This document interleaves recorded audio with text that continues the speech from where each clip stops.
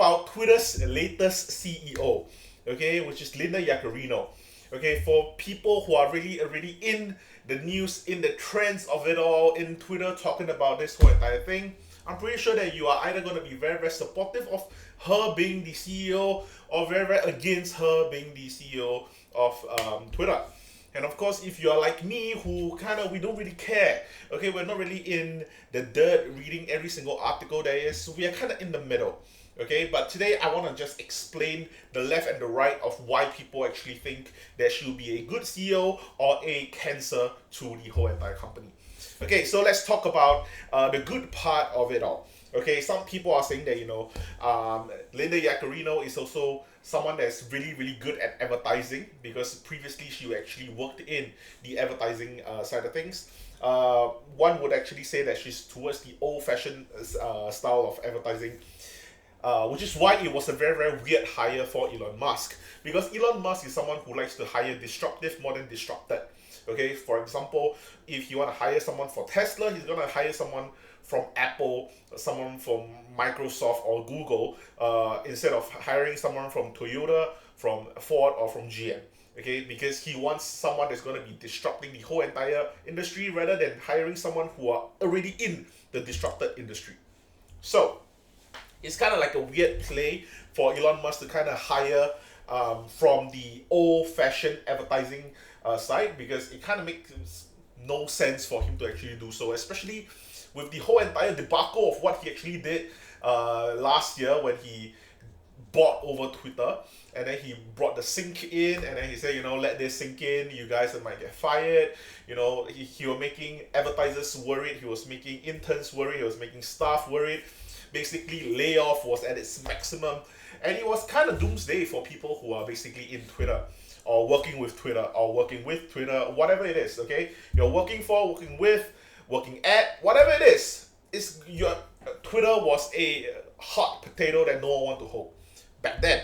Okay, so right now, it kind of worked out that because, for Linda Yaccarino, for her to actually be the CEO of Twitter, it could actually be a good thing. For example, because it could be a good thing is because if she actually enters, she might actually bring forth more of those advertisers to actually come back into Twitter.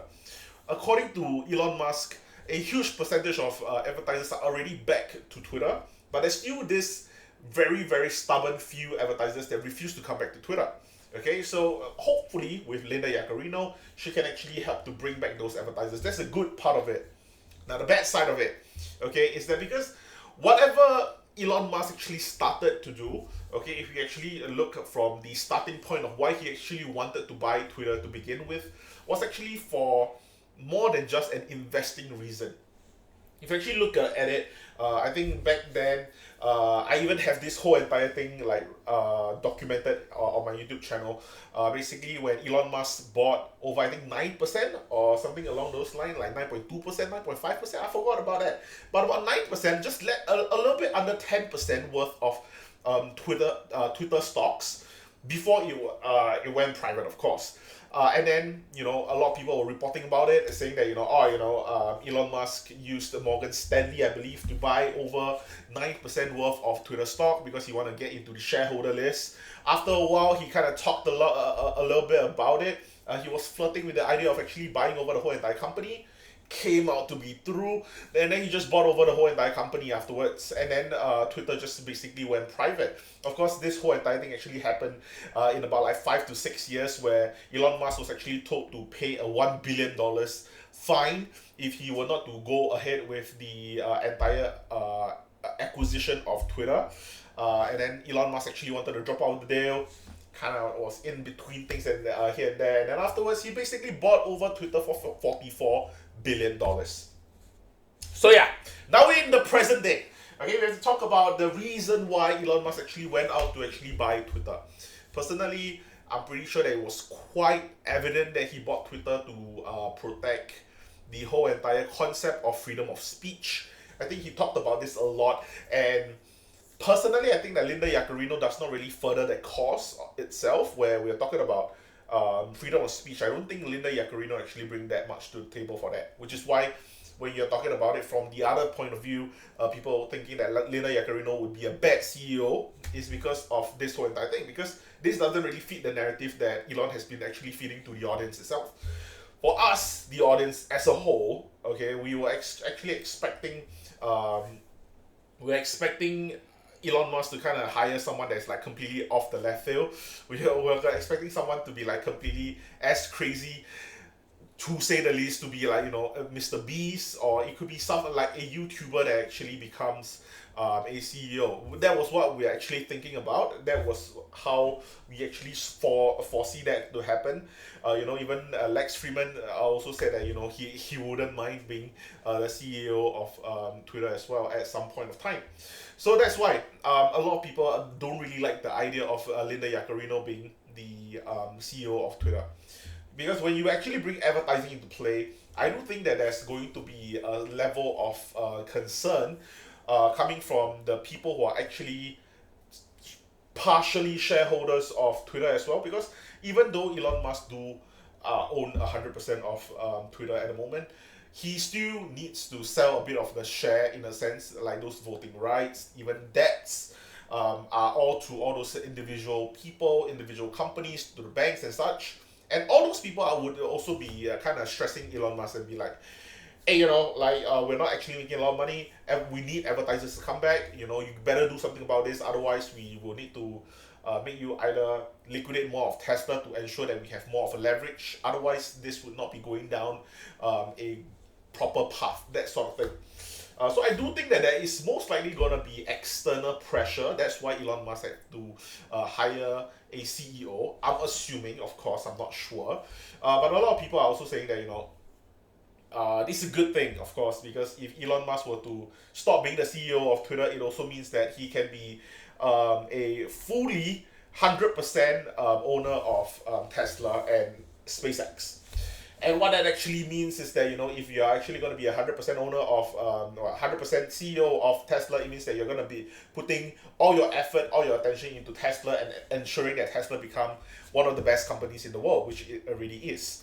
Okay? And that's why the stock price actually went up a little bit. I remember very, very clearly that it was actually announced at about 3 a.m. in Singapore, where Elon Musk said that, we are going to be coming up with a new CEO. She's going to be starting in about 6 weeks or so. I think when that tweet actually came out, Tesla basically just shot up by like about 2 to 3% in that small 1 minute frame. And people were kind of ecstatic that, okay, that's great. That means that Elon Musk is going to be finally going back into Twitter again. However, everything just kind of go back down a little bit because Linda Yaccarino isn't exactly the best CEO that everyone actually had in mind. So now let's talk about how advertising would actually play out in the next few years. So 2024 is going to be a very, very interesting year because there's going to be two huge events that require a lot of advertising.